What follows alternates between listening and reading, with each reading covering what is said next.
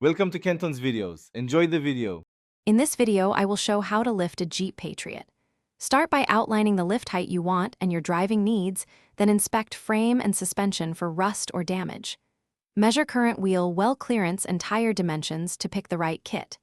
Compare body lifts versus suspension lifts and list required parts. Prepare a safe workspace, jack stands, torque wrench, and service manual before you begin the swap. In this video, I will explain how to lift a Jeep Patriot.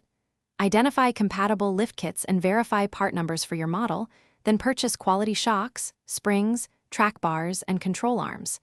Make sure to get new extended brake lines and sway bar links if needed.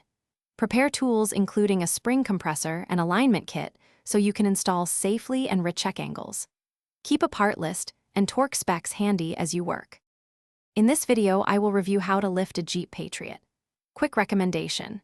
The Echo Dot smart speaker brightens long garage days with clear voice controls and easy timers, and it streams music while you wrench.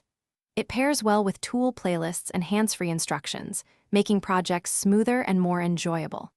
If this sounds useful, subscribe and like, and check the description for the link and other deals. Now let's get back to the video. In this video, I will help how to lift a Jeep Patriot. Begin by safely supporting the vehicle and removing wheels, then unbolt shocks and detach sway bar links.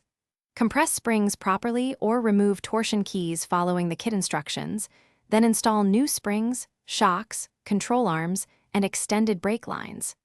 Reassemble hardware using correct torque values and double-check clearances. Finish with a professional alignment and a slow test drive to confirm handling. Thanks for watching. Consider subscribing if we helped you.